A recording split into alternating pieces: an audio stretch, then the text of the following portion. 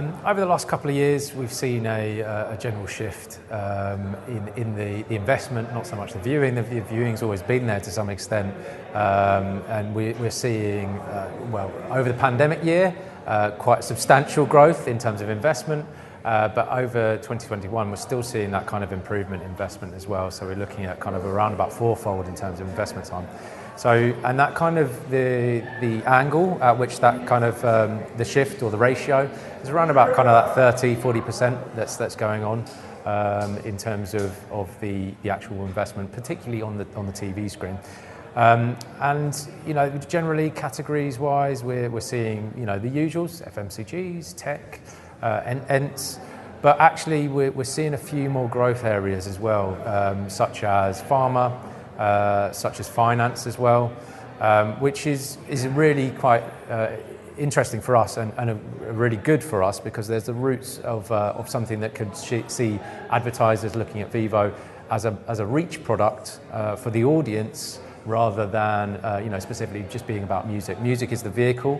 You know, music turns out is quite popular. Everyone likes it, and actually because of that, there's that mass reach potential within the Vevo network too.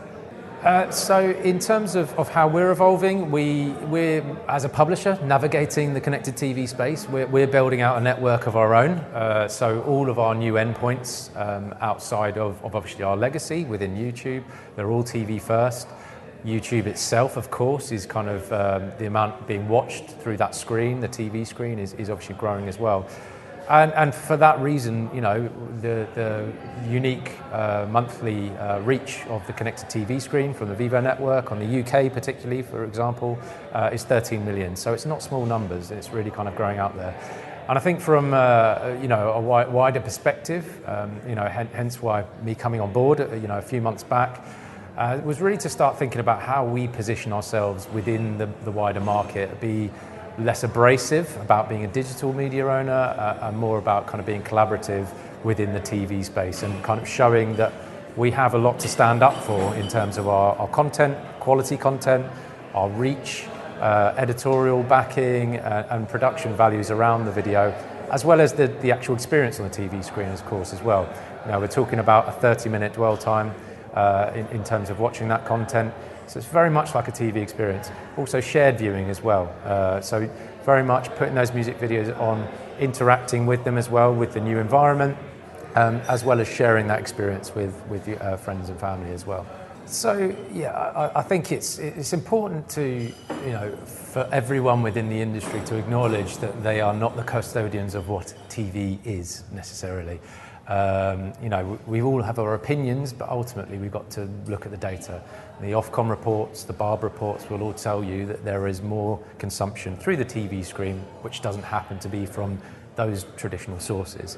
So, you know, appreciating that is one thing, but also just being, you know, conscious that quality is the key in this environment. And you know, there is obviously within you know, social platforms a lot of long tail UGC without the kind of quality backing and investment in terms of editorial and production around it. So as from marketers' point of view, they need to be, you know, aware of and think about what's the most important thing for their plan that makes it part of TV, you know, from a traditional sense, both from a, you know, a quality of content point of view, but also quality of ad experience point of view for clients. So that's really important. But at the other side of it as well is thinking, you know, as marketers and agencies, not penalising, you know, quality publishers that happen to be getting their content to the screen from these platforms, because it's quite important to acknowledge that it's not them or us. There is actually a nuance to, say, YouTube, of course, that there is a real quality content that YouTube has within it, and it's about kind of having those direct relationships with the publishers to make sure that your ad is going to be in the right place.